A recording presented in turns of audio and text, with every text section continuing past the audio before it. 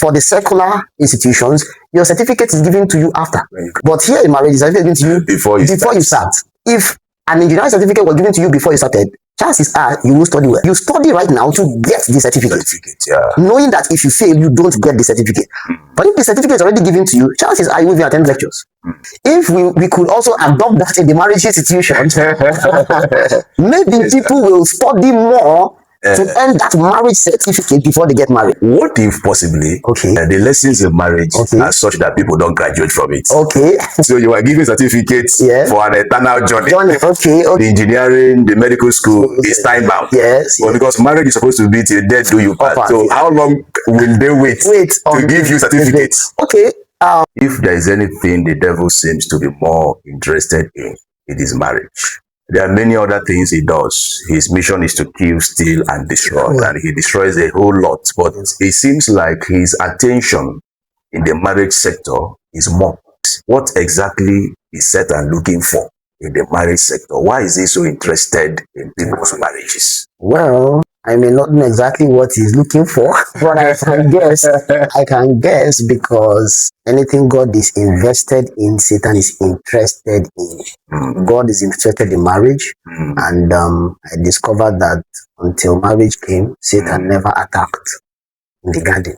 Wow. All the while from Genesis chapter 1, Genesis 2, the moment Eve came on board, then he sought an opportunity to attack. If you look at Africa now, Africa is referred to as a dark continent. Well, though not anymore. One of the few things apart from the gospel that works in Nigeria, in Africa right now, is marriage.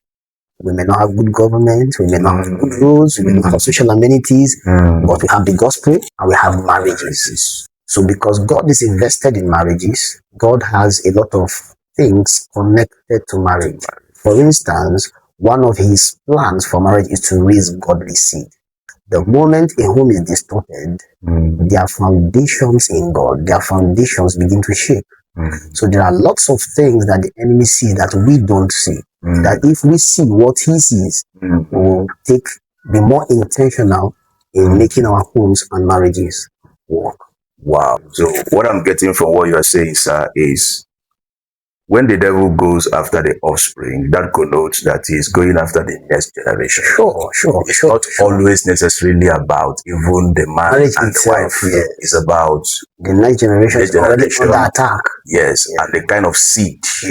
He wants to corrupt the quality of seed that will come out of that marriage. Because the pools are there, the statistics are there. That if you go to the prison, you notice that a larger percentage of those who are in prison dysfunctional. Wow. Seeing that, you noted that marriages are working. We cannot deny that fact. But there's also another flip side. There's also some measure of decadence too. Because of the perversions that Satan tries to bring. So that people begin to detest marriage. That we have celebrities who, some of us growing up, our childhood idols and all of that. But then, seeing that many of their marriages are not working, it puts a sore taste in our mouths around marriage. A young man who is not even married yet is afraid to marry.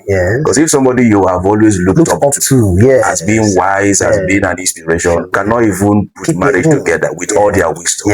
So what counsel would you give to somebody who is afraid of marriage because of the models who have failed in their marriages? Well, in as much as we have human models, I still maintain the scripture as the perfect model. Yes, sir. Because marriage was not man's idea. Marriage was God's idea. And marriage is not going to work by culture. It will work by scripture. Because it was originated from scripture. Many times people copy things. And then it matters where you copy from. I believe that we shouldn't copy just from men and models. I'm not saying you don't have role models. But make sure your fundamental models are scriptural models. Because that's the blueprint that originated the institution. And then when you study from scripture, you will discover that it's an institution. And this institution, just the way we have people who study 5 years to be engineers, 6 years to be doctors, 5 years to be lawyers, 4 years to be accountants. Many times, these people don't study the institution of marriage. knowledge. They get into marriage with a lot of assumed knowledge. So somebody who is a business technocrat does not mean the business knowledge automatically translates into wow. So he can be a good businessman, a good doctor, a good professional, but knows little or nothing about the marriage institution. It's an institution you need to study. That's why a certificate is given. The difference is that for the secular institutions, your certificate is given to you after when you graduate. But here in marriage, it's given to you before you start.